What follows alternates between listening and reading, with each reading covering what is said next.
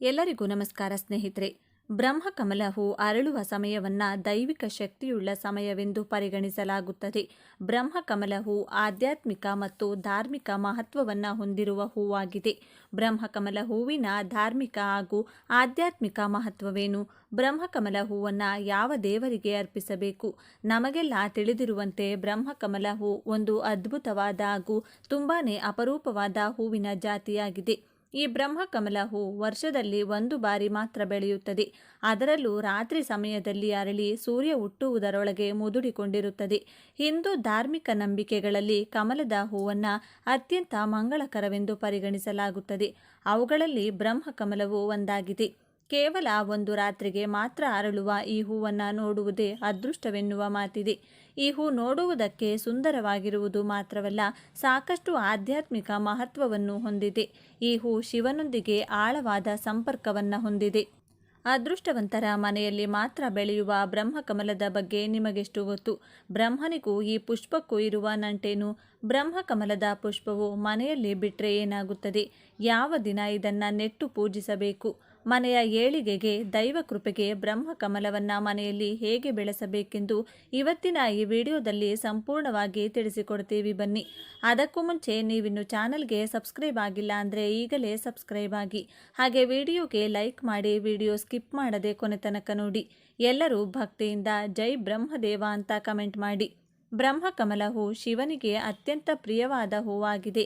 ಶಿವಲಿಂಗಕ್ಕೆ ಈ ಬ್ರಹ್ಮಕಮಲ ಹೂವನ್ನು ಅರ್ಪಿಸುವುದು ತುಂಬಾನೇ ಶುಭವೆಂದು ಪರಿಗಣಿಸಲಾಗುತ್ತದೆ. ಬ್ರಹ್ಮಕಮಲ ಹೂವನ್ನು ಆಧ್ಯಾತ್ಮಿಕ ಶಕ್ತಿಗಳ ಸಂಕೇತವೆಂದು ಪರಿಗಣಿಸಲಾಗುತ್ತದೆ.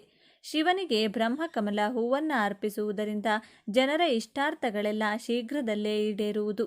ಬ್ರಹ್ಮಕಮಲ ಹೂ ಅರಳುವುದನ್ನು ಶುಭಕಾಲ ಆರಂಭವಾಗುವ ಸಂಕೇತವೆಂದು ಪರಿಗಣಿಸಲಾಗುತ್ತದೆ. ಬ್ರಹ್ಮಕಮಲ ಹೂವನ್ನು ಶುದ್ಧತೆ ಮತ್ತು ದೈವಿಕತೆಯ ಸಂಕೇತವೆಂದು ಪರಿಗಣಿಸಲಾಗುತ್ತದೆ. ಬ್ರಹ್ಮಕಮಲ ಹೂವಿನ ಪರಿಮಳ ಮತ್ತು ಅದು ಅರಳುವ ಸಮಯವು ಹೂವಿನಲ್ಲಿನ ಆಧ್ಯಾತ್ಮಿಕ ಶಕ್ತಿಯನ್ನು ಮತ್ತಷ್ಟು ಹೆಚ್ಚಾಗಿಸುತ್ತದೆ. ಬ್ರಹ್ಮಕಮಲವನ್ನು ದೇವಲೋಕದಿಂದ ಭೂಲೋಕಕ್ಕೆ ಬಂದ ಪುಷ್ಪ ಎಂದು ನಂಬಲಾಗುತ್ತೆ. ಸದಾ ಬ್ರಹ್ಮದೇವರು ಈ ಪುಷ್ಪವನ್ನು ತನ್ನ ಕರದಲ್ಲಿ ಹಿಡಿದಿರುತ್ತಾರೆ. ಅನೇಕ ಔಷಧೀಯ ಗುಣಗಳನ್ನು ಹೊಂದಿರುವ ಈ ಗಿಡವು ಕ್ಯಾನ್ಸರ್ನಂತಹ ಮಾರಕ ರೋಗಗಳ ವಿರುದ್ಧ ಹೋರಾಡಲು ಸಹಾಯ ಮಾಡುತ್ತದೆ. ಅನೇಕ ಪುರಾಣಗಳಲ್ಲಿ ಬ್ರಹ್ಮಕಮಲದ ಬಗ್ಗೆ ವಿಶೇಷವಾದ ಉಲ್ಲೇಖವಿದೆ. ಸಾಕ್ಷಾತ್ ಶ್ರೀ ಮಹಾವಿಷ್ಣು ದೇವರ ನಾಭಿಯಿಂದ ಅರಳಿದಂಥ ಕಮಲದ ಮೂಲಕ ಬ್ರಹ್ಮದೇವರು ಹೊರಬಂದ ಕಾರಣದಿಂದಾಗಿ ಈ ವಿಶೇಷ ಪುಷ್ಪಕ್ಕೆ ಬ್ರಹ್ಮಕಮಲ ಎಂದು ಹೆಸರು ಬಂದಿದೆ.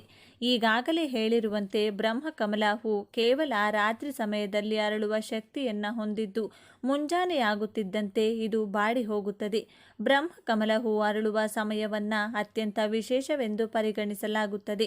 ಏಕೆಂದರೆ ಈ ಸಮಯ ನಿಮಗೆ ವರ್ಷಕ್ಕೊಮ್ಮೆ ಮಾತ್ರ ಸಿಗುತ್ತದೆ. ಅದು ಕೂಡ ಅಮಾವಾಸ್ಯೆಯ ದಿನದಂದು ರಾತ್ರಿ ಅಥವಾ ವಿಶೇಷ ಆಧ್ಯಾತ್ಮಿಕ ಮಹತ್ವವುಳ್ಳ ರಾತ್ರಿಗಳಿಗೆ ಹತ್ತಿರವಾದ ಸಮಯದಲ್ಲಿ ಅರಳುತ್ತದೆ.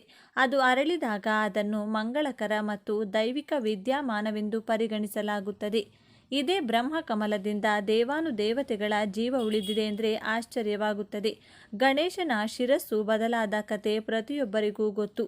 ಶಿವನಿಗೆ ಕೋಪ ಬಂದು ಗಣೇಶನ ಶಿರಶ್ಛೇದನ ಮಾಡಿದಾಗ ಆನೆಯ ರೂಪವನ್ನು ಗಣೇಶನಿಗೆ ಜೋಡಿಸುವಾಗ ಈ ವಿಶೇಷ ಬ್ರಹ್ಮಕಮಲದ ರಸವನ್ನು ಲೇಪನ ಮಾಡಿದ ನಂತರವೇ ಗಣೇಶನಿಗೆ ಮರುಜೀವ ಬಂದು ಅದ್ಭುತ ಶಕ್ತಿ ವೃದ್ಧಿಯಾಗುತ್ತೆ. ರಾತ್ರಿ ರಾಣಿ ಎಂದು ಕರೆಯುವ ಬ್ರಹ್ಮಕಮಲವು ರಾತ್ರಿಯೇ ಅರಳಿ ರಾತ್ರಿಯೇ ಬಾಡುವ ವಿಶೇಷ ದೇವಲೋಕದ ಪುಷ್ಪವಾಗಿದೆ. ಹಿಮಾಲಯದ ಎತ್ತರ ಪ್ರದೇಶಗಳಲ್ಲಿ ಹಾಗೂ ಉತ್ತರಾಖಂಡ್ ಪ್ರದೇಶಗಳಲ್ಲಿ ಬ್ರಹ್ಮಕಮಲವು ಅಗಾಧವಾಗಿ ಬೆಳೆಯುತ್ತದೆ. ಈ ಪುಷ್ಪವು ಅರಳುವ ಸಮಯವನ್ನು ಅಲ್ಲಿನ ಜನರು ಹಬ್ಬದಂತೆ ಸಂಭ್ರಮಿಸುತ್ತಾರೆ. ಟಿಬೆಟ್, ಭೂತಾನ್, ನೇಪಾಳದ ಸಂಪ್ರದಾಯಗಳಲ್ಲಿ ವಿಶೇಷ ಪೂಜೆಗಳಲ್ಲಿ ಅತ್ಯಂತ ಪವಿತ್ರವಾದ ಹಾಗೂ ಶಾಂತಿಗೆ, ಅದೃಷ್ಟಕ್ಕೆ ಸಂಕೇತವಾದ ಪುಷ್ಪವೆಂದು ಈ ಬ್ರಹ್ಮಕಮಲವನ್ನು ಬಳಸಲಾಗುತ್ತದೆ. ಈ ಹೂ ಅರಳಿದಾಗ ಅದನ್ನು ದೇವರ ಆಶೀರ್ವಾದವೆಂದು ಪರಿಗಣಿಸಲಾಗುತ್ತದೆ. ಈ ಹೂ ಅರಳುವ ಸಮಯದಲ್ಲಿ ಅನೇಕ ಜನರು ಧ್ಯಾನ ಮಾಡುತ್ತಾರೆ, ಪೂಜಿಸುತ್ತಾರೆ ಮತ್ತು ಪ್ರಾರ್ಥಿಸುತ್ತಾರೆ. ಹಿಮಾಲಯದಲ್ಲಿ ಕಂಡುಬರುವ ಬ್ರಹ್ಮಕಮಲವನ್ನು ಅತ್ಯಂತ ಪವಿತ್ರವೆಂದು ಪರಿಗಣಿಸಲಾಗುತ್ತದೆ ಮತ್ತು ಇದು ಉತ್ತರಾಖಂಡದ ರಾಜ್ಯದ ಹೂವಾಗಿದೆ. ಇದನ್ನು ವಿಷ್ಣು ಮತ್ತು ಲಕ್ಷ್ಮೀ ದೇವಿಯ ನೆಚ್ಚಿನ ಹೂವೆಂದು ಪರಿಗಣಿಸಲಾಗಿದೆ. ಲಕ್ಷ್ಮಿ ಮತ್ತು ವಿಷ್ಣು ದೇವನನ್ನ ಪೂಜಿಸುವಾಗ ಅವರಿಗೆ ಈ ಹೂವನ್ನು ಅರ್ಪಿಸುವ ಮೂಲಕ ಪೂಜಿಸಿದರೆ ಹೆಚ್ಚು ಫಲ ದೊರೆಯುವುದು. ಈ ಪುಷ್ಪವು ಸಂಪೂರ್ಣ ಅರಳುವುದಕ್ಕೆ ಸುಮಾರು 2 ಗಂಟೆಗಳನ್ನು ತೆಗೆದುಕೊಳ್ಳುತ್ತದೆ. ವರ್ಷಕ್ಕೆ 1 ಬಾರಿ ಬಿಡುವು. ಬ್ರಹ್ಮಕಮಲವು ಮಳೆಗಾಲದಲ್ಲಿ ಅರಳುತ್ತದೆ. ಬ್ರಹ್ಮಕಮಲವು ಅರಳುವ ಸಮಯದಲ್ಲಿ ಅದರ ಮುಂದೆ ಕುಳಿತು ನಿಮ್ಮ ಕೋರಿಕೆಗಳನ್ನು ಕೇಳಿಕೊಂಡ್ರೆ, ಈ ವಿಶೇಷ ಸಸಿಗೆ ಪೂಜೆಯನ್ನ ಮಾಡಿದರೆ ಶೀಘ್ರವಾಗಿ ಆ ಕೋರಿಕೆಗಳು ನೆರವೇರುತ್ತವೆ. ಯಾರ ಮನೆಯಲ್ಲಿ ಬ್ರಹ್ಮಕಮಲದ ಗಿಡವಿರುತ್ತದೋ ಆ ಮನೆಗೆ ಎಂದಿಗೂ ಸಂಪತ್ತು, ಐಶ್ವರ್ಯಕ್ಕೆ ಕೊರತೆ ಬರುವುದಿಲ್ಲ ಎಂಬ ನಂಬಿಕೆಯೂ ಕೂಡ ಇದೆ. ಬ್ರಹ್ಮಕಮಲದ ಸಸಿಯು ವರ್ಷ ಪೂರ್ತಿ ಮನೆಗೆ ಪಾಸಿಟಿವ್ ಶಕ್ತಿಯನ್ನು ನೀಡಿ ನೆಗೆಟಿವ್ ಶಕ್ತಿಗಳ ಪ್ರಭಾವ ಮನೆಗೆ ತಾಕದಂತೆ ರಕ್ಷಣೆಯನ್ನು ಕೊಡುತ್ತದೆ. ಎಲ್ಲ ಗಿಡದಂತೆ ಈ ಗಿಡವು ಕಾಂಡ ಹಾಗೂ ಬೀಜಗಳ ಮೂಲಕ ಗಿಡವಾಗಿ ಬೆಳೆದು ಹೂವನ್ನು ಬಿಡೋದಿಲ್ಲ. ಈ ಗಿಡದ ಎಲೆಯನ್ನು ಮಣ್ಣಿನಲ್ಲಿ ಅಥವಾ ಮನೆಯಲ್ಲಿರುವ ಪಾಟ್ಗಳಲ್ಲಿ ಇಟ್ಟರೆ ಸಾಕು, ಆ ಎಲೆಯು ದೊಡ್ಡದಾಗಿ ಅದರಿಂದಲೇ ಹೂ ಬಿಡುವ ಅದ್ಭುತ ಶಕ್ತಿಯನ್ನು ಇದು ಹೊಂದಿರುತ್ತದೆ. ಉತ್ತರ ಭಾರತದ ಮನೆಗಳಲ್ಲಿ ಬ್ರಹ್ಮಕಮಲವು ಮೊದಲ ಬಾರಿ ಅರಳಿದಾಗ ಈ ಪುಷ್ಪಕ್ಕೆ ವಿಶೇಷವಾಗಿ ಪೂಜಿಸಿ ಮನೆಗೆ ಮುತ್ತೈದೆಯರನ್ನು ಕರೆಸಿ ಅವರಿಗೆ ಮುಡಿ ತುಂಬುವ ಕೆಲಸವನ್ನು ಮಾಡಲಾಗುತ್ತೆ. ಈ ಪುಷ್ಪವನ್ನು ನಾವು ಬಳಸದೆ ದೇವರಿಗೆ ಮಾತ್ರ ಅರ್ಪಿಸಬೇಕೆಂದು ಶಾಸ್ತ್ರ ಹೇಳುತ್ತದೆ. ಈ ಪುಷ್ಪವನ್ನು ಮನೆಯಲ್ಲಿ ದೇವರಿಗೆ ಅರ್ಪಿಸುವುದರ ಜೊತೆಗೆ ದೇವಾಲಯಗಳಿಗೂ ಕೂಡ ನೀಡಬಹುದು. ಬ್ರಹ್ಮಕಮಲವನ್ನು ಅಥವಾ ಬ್ರಹ್ಮಕಮಲದ ಸಸಿಯನ್ನು ಪೂಜಿಸುವುದರಿಂದ ಶುಕ್ರ ಹಾಗೂ ಚಂದ್ರ ದೋಷಗಳು ದೂರವಾಗುತ್ತದೆ. ಮಾನಸಿಕ ನೆಮ್ಮದಿ ಪ್ರಾಪ್ತಿಯಾಗಿ ಇದರಿಂದ ಆರ್ಥಿಕವಾಗಿ ಏಳಿಗೆಯನ್ನು ನೀವು ಕಾಣಬಹುದು. ಮದುವೆ ಭಾಗ್ಯ ಕೂಡಿ ಬಂದಿಲ್ಲ ಎನ್ನುವವರು ಬ್ರಹ್ಮಕಮಲದಿಂದ ಅಮ್ಮನವರಿಗೆ ಪೂಜೆಯನ್ನು ಮಾಡಿದರೆ, ಈ ವಿಶೇಷ ಮಂತ್ರವನ್ನು ಪಠಿಸಿದರೆ ಶೀಘ್ರವಾಗಿ ಗುರುಬಲ ಪ್ರಾಪ್ತಿಯಾಗಿ ಮದುವೆ ಭಾಗ್ಯ, ಕಂಕಣ ಭಾಗ್ಯ ಕೂಡಿ ಬರುತ್ತೆ. ಓಂ ತಾರಾಕಾಂತಿ ತಿರಸ್ಕಾರೆ ನಾಸಾಭರಣ ಬಾಸುರಾಯ ನಮಃ ಎಂಬ ವಿಶೇಷ ಮಂತ್ರವನ್ನು 108 ಬಾರಿ ಹೇಳುತ್ತಾ ಬ್ರಹ್ಮಕಮಲವನ್ನು ದೇವಿಯ ಮುಂದೆ ಇಟ್ಟು ನಿಮ್ಮ ಕೋರಿಕೆಗಳನ್ನು, ಅದೆಂದರೆ ಮದುವೆ ಕೋರಿಕೆಯನ್ನು ಕೇಳಿಕೊಂಡ್ರೆ ಗುರುಬಲ ಪ್ರಾಪ್ತಿಯಾಗಿ ಕಂಕಣ ಭಾಗ್ಯ ಶೀಘ್ರವಾಗಿ ಕೂಡಿ ಬರುತ್ತೆ. ಈ ಗಿಡವನ್ನು ಅಶ್ವಿನಿ ನಕ್ಷತ್ರ, ರೋಹಿಣಿ ನಕ್ಷತ್ರ ಇರುವಂಥ ದಿನ ಅಥವಾ ಸೋಮವಾರದ ದಿನಗಳಂದು ಮನೆಯಲ್ಲಿ ನೆಟ್ಟು ಬೆಳೆಸಲು ಆರಂಭಿಸಬೇಕು. ಬ್ರಹ್ಮಕಮಲಕ್ಕೆ ಸಂಬಂಧಿಸಿದ ಪೌರಾಣಿಕ ಕಥೆ. ಹಿಂದೂ ಧರ್ಮದಲ್ಲಿ ತ್ರಿಮೂರ್ತಿಗಳೆಂದು ಪೂಜಿಸುವ 3 ಜನರಲ್ಲಿ ಬ್ರಹ್ಮದೇವನು ಈ ಬ್ರಹ್ಮಕಮಲದ ಸಸ್ಯವನ್ನು ಸೃಷ್ಟಿಸಿದನು ಎನ್ನುವ ನಂಬಿಕೆ ಇದೆ. ಇನ್ನು ಕೆಲವೊಂದು ಕಥೆಯ ಪ್ರಕಾರ ಒಮ್ಮೊಮ್ಮೆ ಬ್ರಹ್ಮದೇವರು ನಿದ್ರೆಗೆ ಜಾರಿದಾಗ ಕಮಲದ ಹೂವಿನ ಧ್ಯಾನವನ್ನು ಮಾಡುತ್ತಾರೆ. ನಂತರ ಅವರು ಎಚ್ಚರಗೊಂಡು ನೋಡಿದಾಗ ಅವರೇ ಸ್ವತಃ ಕಮಲವಾಗಿ ರೂಪಾಂತರಗೊಂಡಿದ್ದರು. ಆಗ ಆ ಹೂವಿಗೆ ಬ್ರಹ್ಮಕಮಲ ಎಂದು ಹೆಸರಾಯಿತು. ಬ್ರಹ್ಮಾಂಡವನ್ನು ಸೃಷ್ಟಿಸಲು ಬ್ರಹ್ಮನು ಕಮಲದ ಹೂವನ್ನು ಬಳಸಿದನು ಎಂದು ಹೇಳಲಾಗುತ್ತದೆ. ರಾಕ್ಷಸನು ತನ್ನ ಹೆಂಡತಿಯನ್ನು ಕೊಂದ ನಂತರ ವಿಷ್ಣುವು ತನ್ನ ಹೆಂಡತಿ ಲಕ್ಷ್ಮಿಯನ್ನು ಪುನರುತ್ಥಾನಗೊಳಿಸಲು ಹೂವನ್ನು ಬಳಸಿದನೆಂದು ಮತ್ತೊಂದು ಕಥೆಯು ಹೇಳುತ್ತದೆ. ಹೀಗೆ ಬ್ರಹ್ಮಕಮಲಕ್ಕೆ ಸಂಬಂಧಿಸಿದಂತೆ ನಮ್ಮಲ್ಲಿ ಅನೇಕ ನಂಬಿಕೆಗಳು ಮತ್ತು ಕಥೆಗಳಿವೆ. ಬ್ರಹ್ಮಕಮಲವು ವರ್ಷಕ್ಕೆ ಒಮ್ಮೆ ಮಾತ್ರ ಅರಳುವ ಹೂ. ಹೆಚ್ಚಿನವರು ಇದನ್ನು ಬ್ರಹ್ಮದೇವನ ಆಶೀರ್ವಾದ ಹೊಂದಿರುವ ಹೂವೆಂದು ಹೇಳುತ್ತಾರೆ. ಈ ಹೂವಿನ ಅರಳುವ ದಿನಕ್ಕಾಗಿ ಎಲ್ಲರೂ ಎದುರು ನೋಡುತ್ತಿರುತ್ತಾರೆ. ಧಾರ್ಮಿಕ, ವೈಜ್ಞಾನಿಕ ಮತ್ತು ಪೌರಾಣಿಕ ಮಹತ್ವವುಳ್ಳ ಹೂವಿದಾಗಿದೆ. ಬ್ರಹ್ಮಕಮಲದ ಸಸಿ ಇರುವಂಥ ಮನೆಯಲ್ಲಿ ಒಟ್ಟಾರೆಯಾಗಿ ಮಾನಸಿಕ ನೆಮ್ಮದಿ, ಹಣದ ಅಭಿವೃದ್ಧಿ, ಗ್ರಹಗಳ ಅನುಕೂಲತೆ ಏರ್ಪಟ್ಟು ಸಕಲ ಶುಭಗಳೇ ಉಂಟಾಗುತ್ತದೆ. ಕೊನೆಯದಾಗಿ ಬ್ರಹ್ಮಕಮಲದ ಪುಷ್ಪವು ಮನೆಯಲ್ಲಿ ಹೆಚ್ಚಾಗಿ ಬಿಟ್ಟಾಗ ಅಕ್ಕಪಕ್ಕದ ಮನೆಯವರಿಗೂ ನೀಡಬೇಕು. ನಿಮ್ಮಿಂದ ಆ ಪುಷ್ಪವನ್ನು ಪಡೆದ ಅವರು ದೇವರಿಗೆ ಅರ್ಪಿಸುವಾಗ ಪುಣ್ಯಫಲ ದ್ವಿಗುಣವಾಗುತ್ತದೆ. ಇದರಿಂದ ಮತ್ತಷ್ಟು ಶುಭ ಫಲ ನಿಮಗೂ ನಿಮ್ಮಿಂದ ಪುಷ್ಪವನ್ನು ಪಡೆದ ಅವರಿಗೂ ಕೂಡ ಲಭಿಸುತ್ತದೆ. ನೋಡಿದ್ರಲ್ಲ, ಬ್ರಹ್ಮಕಮಲದ ಬಗೆಗಿನ ಈ ವಿಶೇಷ ಮಾಹಿತಿ ನಿಮಗೆ ಇಷ್ಟವಾದರೆ ತಪ್ಪದೆ ಜೈ ಬ್ರಹ್ಮದೇವ ಅಂತ ಬರೆದು ಈ ವಿಡಿಯೋನ ಪ್ರತಿಯೊಬ್ಬರಿಗೂ ಕೂಡ ಶೇರ್ ಮಾಡಿ. ಮುಂದಿನ ಬಾರಿ ಮತ್ತೊಂದು ವಿಶೇಷ ದೈವ ಮಾಹಿತಿಯೊಂದಿಗೆ ಚಾನೆಲ್ ಮೂಲಕ ಭೇಟಿಯಾಗೋಣ. ಹಿಂದೂ ಧರ್ಮದಲ್ಲಿ ವೀಳ್ಯದೆಲೆಗೆ ವಿಶೇಷ ಮಹತ್ವವಿದೆ. ವ್ಯಾಪಾರದಲ್ಲಿ ಲಾಭ, ಗೃಹಶಾಂತಿ, ಸಂಪತ್ತು, ಆಕರ್ಷಣೆ ಮತ್ತು ಸುಖದ ದಾಂಪತ್ಯಕ್ಕೆ ವೀಳ್ಯದೆಲೆಯನ್ನು ಬಳಸುವ ವಿಧಾನಗಳನ್ನು ನೋಡೋಣ. ಹಿಂದೂ ಧರ್ಮದಲ್ಲಿ ವೀಳ್ಯದೆಲೆಗೆ ವಿಶೇಷ ಮಹತ್ವವನ್ನು ನೀಡಲಾಗಿದೆ. ವೀಳ್ಯದೆಲೆಯನ್ನು ಶುಭ ಕಾರ್ಯಗಳಲ್ಲಿ ಬಳಸಲಾಗುತ್ತದೆ. ಪೂಜೆಯ ಸಮಯದಲ್ಲಿ ವೀಳ್ಯದೆಲೆಯನ್ನು ಬಳಸುವುದರಿಂದ ಭಗವಂತನ ಆಶೀರ್ವಾದ ಸಿಗುತ್ತದೆ ಎಂದು ನಂಬಲಾಗಿದೆ. ಜ್ಯೋತಿಷ್ಯ ಪರಿಹಾರಕ್ಕಾಗಿ ಸಹ ವೀಳ್ಯದೆಲೆಯನ್ನು ಬಳಸಲಾಗುತ್ತದೆ. ಇಂದು ಹಣದ ಕೊರತೆಯನ್ನು ಹೋಗಲಾಡಿಸಲು ವೀಳ್ಯದೆಲೆಯನ್ನು ಬಳಸುವುದು ಹೇಗೆ ಎಂಬುದನ್ನು ನೋಡೋಣ ಬನ್ನಿ. ಸ್ನೇಹಿತರೆ, ವೀಳ್ಯದೆಲೆ ಗಿಡ ನಿಮ್ಮ ಮನೆಯಲ್ಲಿದ್ದರೆ ಏನಾಗುತ್ತೆ ಗೊತ್ತಾ? ತುಂಬ ಜನರಿಗೆ ಇದರ ಬಗ್ಗೆ ಅಷ್ಟೊಂದು ಮಾಹಿತಿ ಇಲ್ಲ. ಹಾಗಾದರೆ ವೀಳ್ಯದೆಲೆ ಗಿಡ ಮನೆಯಲ್ಲಿದ್ದರೆ ಏನಾಗುತ್ತದೆ? ಈ ಗಿಡದಿಂದ ಏನೆಲ್ಲ ಪ್ರಯೋಜನಗಳು ಸಿಗುತ್ತೆ? ಅಷ್ಟಕ್ಕೂ ಮನೆಯಲ್ಲಿ ವೀಳ್ಯದೆಲೆ ಗಿಡ ಬೆಳೆಸಬಹುದಾ ಇಲ್ವಾ? ಈ ಎಲ್ಲ ವಿಷಯಗಳನ್ನು ಈ ವಿಡಿಯೋದಲ್ಲಿ ತಿಳಿದುಕೊಳ್ಳೋಣ. ಆದರೆ ಅದಕ್ಕೂ ಮುಂಚೆ ನೀವಿನ್ನು ನಮ್ಮ ಚಾನಲ್ನ ಸಬ್ಸ್ಕ್ರೈಬ್ ಮಾಡಿಕೊಂಡಿಲ್ಲ ಅಂದರೆ ಖಂಡಿತ ಈಗಲೇ ಸಬ್ಸ್ಕ್ರೈಬ್ ಮಾಡ್ಕೊಳ್ಳಿ. ಹಾಗೆ ಈ ವಿಡಿಯೋ ಇಷ್ಟ ಆದರೆ ಮರೆಯದೆ ಒಂದು ಲೈಕ್ ಕೊಡಿ. ಎಲ್ಲರೂ ಭಕ್ತಿಯಿಂದ ಜೈ ಹನುಮಾನ್ ಅಂತ ಕಮೆಂಟ್ ಮಾಡಿ. ವ್ಯವಹಾರದಲ್ಲಿ ಲಾಭ ಗಳಿಸಲು ವೀಳ್ಯದೆಲೆಯಿಂದ ಪರಿಹಾರ. ನಿಮ್ಮ ವ್ಯವಹಾರವು ದೀರ್ಘಕಾಲದವರೆಗೆ ಮಂದಗತಿಯಲ್ಲಿ ಎದುರಿಸುತ್ತಿದ್ದರೆ ವೀಳ್ಯದೆಲೆಗೆ ಸಂಬಂಧಿಸಿದ ಈ ಪರಿಹಾರವು ನಿಮಗೆ ತುಂಬ ಉಪಯುಕ್ತವಾಗಬಹುದು. ಇದಕ್ಕಾಗಿ ಶನಿವಾರದಂದು 5 ವೀಳ್ಯದೆಲೆಗಳನ್ನು ಒಂದು ದಾರದಲ್ಲಿ ಕಟ್ಟಿ ನಿಮ್ಮ ಅಂಗಡಿಯ ಪೂರ್ವ ದಿಕ್ಕಿನಲ್ಲಿರಿಸಿ. ಪ್ರತಿ ಶನಿವಾರ ಈ ಎಲೆಗಳನ್ನು ಬದಲಾಯಿಸಿ ಮತ್ತು ಹಳೆಯ ಎಲೆಗಳನ್ನು ಹರಿಯುವ ನೀರಿಗೆ ಎಸೆಯಿರಿ. ಈ ಪರಿಹಾರವನ್ನು ಅಳವಡಿಸಿಕೊಳ್ಳುವ ಮೂಲಕ ನೀವು ವ್ಯವಹಾರದಲ್ಲಿ ಲಾಭ ಗಳಿಸಬಹುದು.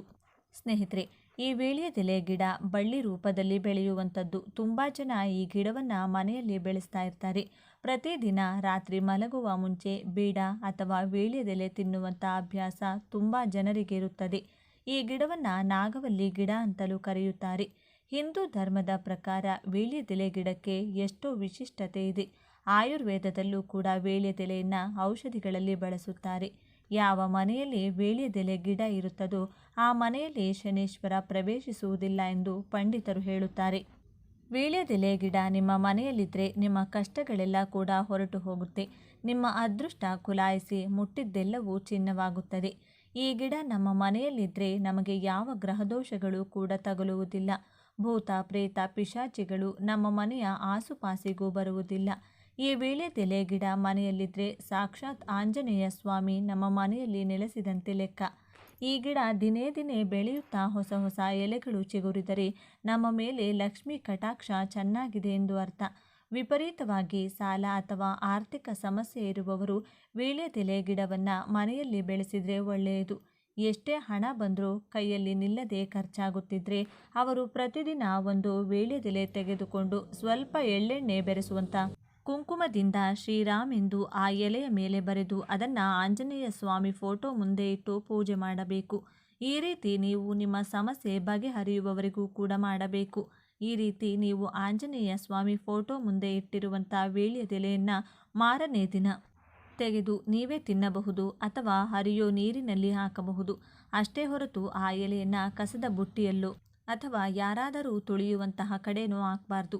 ಈ ರೀತಿ ಮಾಡೋದ್ರಿಂದ ನಾವು ಲಕ್ಷ್ಮೀ ದೇವಿಯ ಅನುಗ್ರಹವನ್ನು ಪಡ್ಕೋತೀವಿ ಅಂತ ಪಂಡಿತರು ಹೇಳ್ತಾರೆ. ಈ ವೀಳ್ಯದೆಲೆ ಸಹಜವಾಗಿ ತೇವಾಂಶ ಹಾಗೂ ಬಿಸಿ ಇರುವಂಥ ಪ್ರಾಂತ್ಯಗಳಲ್ಲಿ ಹೆಚ್ಚಾಗಿ ಬೆಳೆಯುತ್ತದೆ. ನೀವು ವೀಳ್ಯದೆಲೆ ಗಿಡ ನೆಟ್ಟ 2 ತಿಂಗಳ ನಂತರ ಮಾತ್ರನೇ ಎಲೆ ಕಿತ್ತುಕೊಳ್ಳೋಕೆ ಶುರು ಮಾಡಬಹುದು.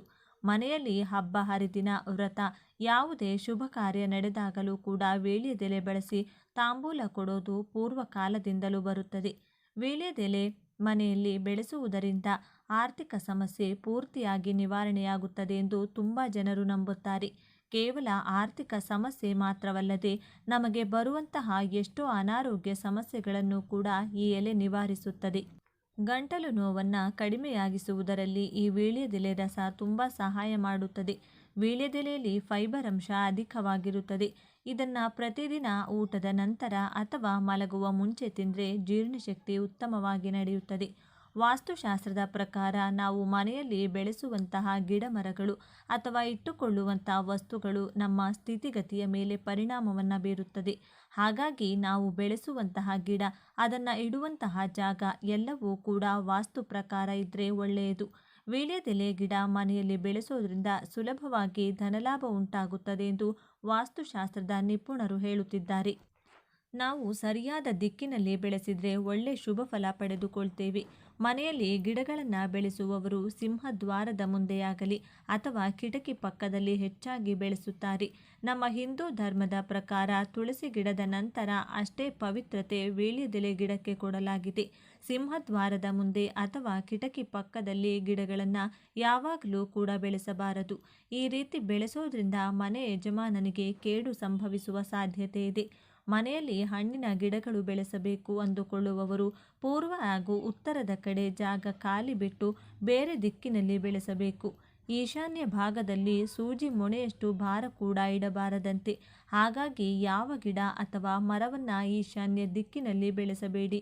ಅದರಲ್ಲೂ ಮುಖ್ಯವಾಗಿ ತುಳಸಿ, ಬಿಲ್ವ, ಶಮಿ, ನೆಲ್ಲಿಕಾಯಿ, ಬೇವು, ಸರಸ್ವತಿ, ಬ್ರಹ್ಮಕಮಲ, ರುದ್ರಾಕ್ಷ, ಕದಂಬ, ಮುರುಗ, ಹುನ್ನಾಗ ಹಾಗೂ ವೀಳ್ಯದೆಲೆ ಮುಂತಾದ ದೇವತಾ ಗಿಡ ಅಥವಾ ವೃಕ್ಷಗಳನ್ನು ಅಪ್ಪಿತಪ್ಪಿ ಕೂಡ ಈ ದಿಕ್ಕಿನಲ್ಲಿ ಬೆಳೆಸಬಾರದು. ನಾವು ಇಷ್ಟ ಬಂದ ದಿಕ್ಕಿನಲ್ಲಿ ಇವುಗಳನ್ನು ಬೆಳೆಸಿದರೆ ಈ ಗಿಡಗಳು ಬೆಳೆಯುವುದಿಲ್ಲ. ನೀವು ಒಂದರ ಹಿಂದೆ ಒಂದು ಎಂಬಂತೆ ಎಷ್ಟು ಗಿಡಗಳು ನೆಟ್ಟರೂ ಕೂಡ ಅದು ಬೆಳೆಯುವುದಿಲ್ಲ. ಅದೇ ಒಂದು ವೇಳೆ ವಾಸ್ತು ಪ್ರಕಾರ ನೀವು ಈ ಗಿಡಗಳನ್ನು ನೆಟ್ಟರೆ ಅದು ಬೇಗನೆ ಬೆಳೆಯುತ್ತದೆ. ಹಾಗೆ ಎಲೆಗಳು ಕೂಡ ಹಚ್ಚ ಹಸಿರಾಗಿರುತ್ತದೆ. ಈ ಗಿಡಗಳನ್ನು ಆಗ್ನೇಯ ದಿಕ್ಕಿನಲ್ಲಿ ನಿಮ್ಮ ಕಾಂಪೌಂಡ್ ಗೋಡೆಗಿಂತ 5 ಅಡಿ ಅಂದರೆ ಇರುವಂತಹ ಅಂತರ ಇರುವಂತೆ ನೆಡಬೇಕು. ತುಳಸಿ ಗಿಡವನ್ನು ಪೂರ್ವ ಅಥವಾ ಆಗ್ನೇಯ ದಿಕ್ಕಿನಲ್ಲಿ ಪಾಟ್ ಅಥವಾ ತುಳಸಿ ಕೋಟೆಯಲ್ಲಿ ಮಾತ್ರ ನೆಡಬೇಕು. ಯಾವ ಪರಿಸ್ಥಿತಿಯಲ್ಲೂ ತುಳಸಿ ಗಿಡವನ್ನು ನೆಲದ ಮೇಲೆ ನೆಡಬಾರದು. ವೀಳ್ಯದೆಲೆ ಗಿಡವನ್ನು ಕೂಡ ಮನೆಯ ಪೂರ್ವ ಅಥವಾ ಆಗ್ನೇಯ ದಿಕ್ಕಿನಲ್ಲಿ ಪಾಟ್ ಒಳಗೆ ಅಥವಾ ನೆಲದ ಮೇಲೂ ಕೂಡ ನೆಡಬಹುದು. ಈ ವೀಳ್ಯದೆಲೆ ಗಿಡ ನಮಗೆ ಆಧ್ಯಾತ್ಮಿಕ ಪ್ರಯೋಜನಗಳನ್ನು ಕೊಡುವುದು ಮಾತ್ರವಲ್ಲದೆ ಎಷ್ಟೋ ರೀತಿಯಾದ ಅನಾರೋಗ್ಯ ಸಮಸ್ಯೆಗಳಿಗೆ ಒಂದು ದಿವ್ಯ ಔಷಧದಂತೆ ಕೆಲಸ ಮಾಡುತ್ತದೆ. ವೀಳ್ಯದೆಲೆಯಲ್ಲಿ calcium, iron, vitamin C, minerals ಹಾಗೂ ಫೈಬರ್ ಅಂಶ ಅಧಿಕವಾಗಿರುತ್ತದೆ.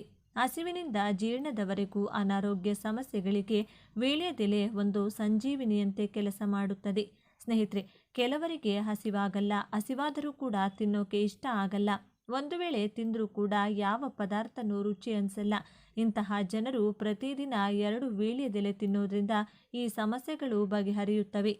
ಹೊಟ್ಟೆ ಉಬ್ಬಿಗೆ 2 ವೀಳ್ಯದೆಲೆ ಕೈಯಲ್ಲೇ ಹಿಸುಕಿ ಆ ರಸವನ್ನು ಹಾಗೂ ಎಲೆಯನ್ನು ಹಾಲಿನಲ್ಲಿ ಬೆರೆಸಿ ಕುಡಿದ್ರೆ ಹೊಟ್ಟೆ ಉಬ್ಬು ಅಥವಾ ಬ್ಲೋಟಿಂಗ್ ಸಮಸ್ಯೆ ಕೂಡಲೇ ಕಡಿಮೆಯಾಗುತ್ತದೆ. ಸಾಮಾನ್ಯ ತಲೆನೋವು ಅಥವಾ ಮೈಗ್ರೇನ್ ಸಮಸ್ಯೆ ಇರುವವರು ವೀಳ್ಯದೆಲೆ ಹಣೆಯ ಮೇಲೆ ಇಟ್ಟುಕೊಂಡು ಒಂದು ಬಟ್ಟೆ ಬಿಗಿಯಾಗಿ ಹಣೆಗೆ ಕಟ್ಟಿಕೊಂಡು ಅರ್ಧ ಗಂಟೆ ಮಲಗಿದರೆ ತಲೆನೋವು ಹೊರಟು ಹೋಗುತ್ತದೆ. ಹಾಗೆ ಮೈಗ್ರೇನ್ ಸಮಸ್ಯೆ ಇರುವವರು ವೀಳ್ಯದೆಲೆ ರಸವನ್ನು ಕೈಯಲ್ಲಿ ಹಿಂಡಿ ತೆಗೆದುಕೊಂಡು ಅದರಿಂದ ತಲೆಗೆ ಆಗಾಗ ಮಸಾಜ್ ಮಾಡ್ತಾ ಇದ್ರೆ ಮೈಗ್ರೇನ್ ಸಮಸ್ಯೆ ಪೂರ್ತಿಯಾಗಿ ಹೊರಟು ಹೋಗುತ್ತದೆ. ಪ್ರತಿದಿನ ವೀಳ್ಯದೆಲೆ ತಿನ್ನುತ್ತಾ ಇದ್ದರೆ ಮೆಂಟಲ್ ಹೆಲ್ತ್ ಅಥವಾ ಮಾನಸಿಕ ಆರೋಗ್ಯ ಚೆನ್ನಾಗಿರುತ್ತದೆ. ಇದರಿಂದ ಡಿಪ್ರೆಷನ್ ಸಮಸ್ಯೆ ಕೂಡ ಗುಣವಾಗುತ್ತದೆ. ಜೀರ್ಣ ಸಮಸ್ಯೆಗೆ ಉತ್ತಮ ಪರಿಹಾರ ವೀಳ್ಯದೆಲೆ. ಕೆಲವರಿಗೆ ದೇಹದ ಕೆಲವು ಭಾಗಗಳಲ್ಲಿ ಆಗಾಗ ಊತ ಕಾಣಿಸಿಕೊಳ್ಳುತ್ತದೆ. ಅಂಥವರು ಆ ಜಾಗಗಳಲ್ಲಿ ವೀಳ್ಯದೆಲೆ ಇಟ್ಟು ಒಂದು ಬಟ್ಟೆ ಕಟ್ಟುವುದು ಅಥವಾ ಕೈಯಲ್ಲಿ ಎಲೆ ಒತ್ತಿ ಹಿಡಿದುಕೊಳ್ಳೋದ್ರಿಂದ ಕೂಡ ಊತ ಕೆಲವೇ ಕ್ಷಣಗಳಲ್ಲಿ ಕಡಿಮೆಯಾಗುತ್ತದೆ. ಕೆಲವು ದಿನಗಳ ನಂತರ ಈ ಸಮಸ್ಯೆ ಪೂರ್ತಿಯಾಗಿ ಹೊರಟು ಹೋಗುತ್ತದೆ. ಗಾಯ ಅಥವಾ ಮೈಕೈ ನೋವಿಗೆ ವೀಳ್ಯದೆಲೆ ರಸದಿಂದ ಮಸಾಜ್ ಮಾಡ್ತಾ ಇದ್ರೆ ನೋವು ಹೊರಟು ಹೋಗುತ್ತದೆ. ಗಾಯ ಬೇಗನೆ ವಾಸಿಯಾಗುತ್ತದೆ. ವೀಳ್ಯದೆಲೆ ತಿನ್ನೋದ್ರಿಂದ ಕಫ ಬರುವುದಿಲ್ಲ. ಪ್ರತಿದಿನ ವೀಳ್ಯದೆಲೆ ತಿನ್ನೋದ್ರಿಂದ ಕೆಮ್ಮು, ನೆಗಡಿ ಸಮಸ್ಯೆಯನ್ನು ತಡೆಗಟ್ಟಬಹುದು. ಹಾಗೆ ವೀಳ್ಯದೆಲೆ ತಿಂದರೆ ಗಂಟಲು ನೋವು ಕೂಡ ಹೊರಟು ಹೋಗುತ್ತದೆ. ತಲೆಯಲ್ಲಿ ಡ್ಯಾಂಡ್ರಫ್ ಅಥವಾ ಹೊಟ್ಟೆ ಸಮಸ್ಯೆ ಇರುವವರು ವೀಳ್ಯದೆಲೆ ರಸದಿಂದ ಕೂದಲಿಗೆ ಮಸಾಜ್ ಮಾಡ್ತಾ ಇದ್ರೆ ಡ್ಯಾಂಡ್ರಫ್ ಸಮಸ್ಯೆ ಬರುವುದಿಲ್ಲ.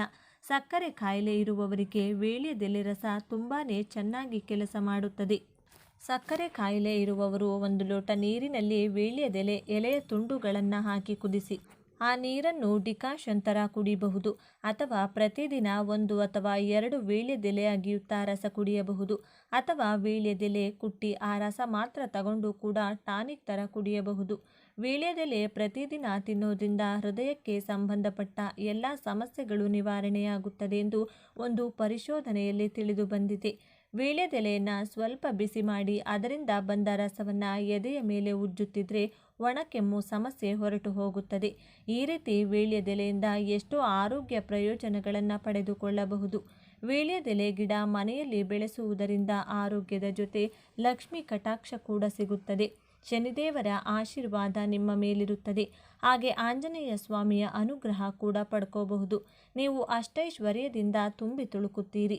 ಆದರೆ ಈ ವೀಳ್ಯದೆಲೆ ಗಿಡವನ್ನು ಕೇವಲ ಒಂದು ಗಿಡದಂತೆ ನೋಡದೆ ದೈವ ಗಿಡದಂತೆ ನೋಡಬೇಕು. ಅಂದರೆ ಮುಟ್ಟು ಮೈಲಿಗೆ ಇರುವಾಗ ಅದರ ಹತ್ತಿರ ಹೋಗುವುದು, ಮುಟ್ಟುವುದು, ಎಲೆ ಕೀಳುವುದು, ನೀರು ಹಾಕುವುದನ್ನು ಮಾಡಬಾರದು.